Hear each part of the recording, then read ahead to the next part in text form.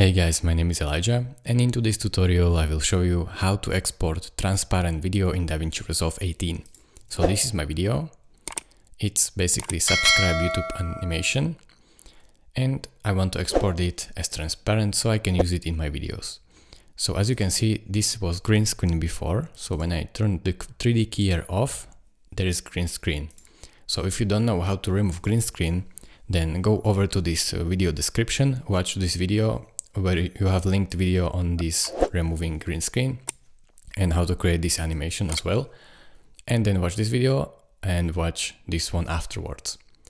So if you want to export it, then go over to Delivery tab. And now make sure that here you select, that here you name it first of all. So I will name it Subscribe Animation Transparent. And then I select where I want to save it. So I will select here, back, right here, and then hit save. Then choose format and choose QuickTime. So if I found it right here, QuickTime, and then go over here to codec and choose GoPro Cineform and change this type to RGB 16-bit. And now this new option will appear which says export alpha, so click on that as well.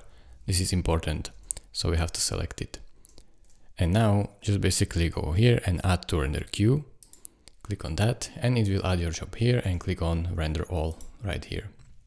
Now wait while it renders it out. It is keying the green screen out, so it takes a little bit time. And now when it is done, go over to Finder and you can find your animation. Here it is, Subscribe Animation Transparent. So I will bring it to Davinci. So I will delete this one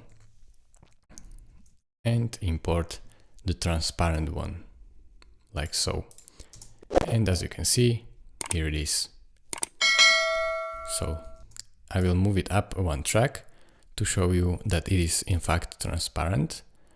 Move video below it, and you can see when I change the size of video below it that it truly is transparent. So thank you guys for watching. If this video was helpful to you, consider subscribing and liking this video, and I will see you in the next tutorial. Bye bye.